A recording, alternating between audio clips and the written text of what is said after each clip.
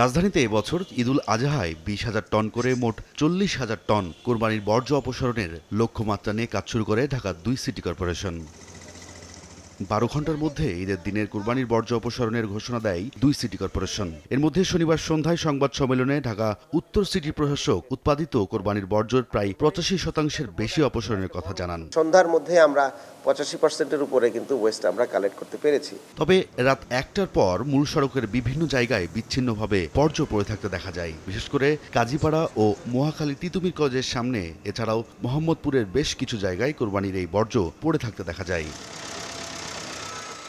১২ ঘন্টার টার্গেট পূরণের লক্ষ্য নিয়ে দিনরাত পরিচ্ছন্ন কর্মীদের অক্লান্ত পরিশ্রমে ২ সিটির পাড়া মহল্লার অলিগলির বর্জ্য অনেকটাই অপসারণ করতে সক্ষম হয়েছেন তারা, যা স্থানীয় সরকার উপদেষ্টা আসিফ মাহমুদ সজীব ভুঁইয়ার শনিবার মধ্যরাতে দেয়া এক ফেসবুক স্ট্যাটাসে ফুটে ওঠে। ৩৫,২৭২ জন পরিচ্ছন্নতা কর্মী ঈদ আনন্দ বিসর্জন দিয়ে সকল সিটি কর্পোরেশনের পরিচ্ছন্নতা কার্যক্রম সম্পূর্ণ করায় সকলের প্রতি কৃতজ্ঞতা প্রকাশ করেন।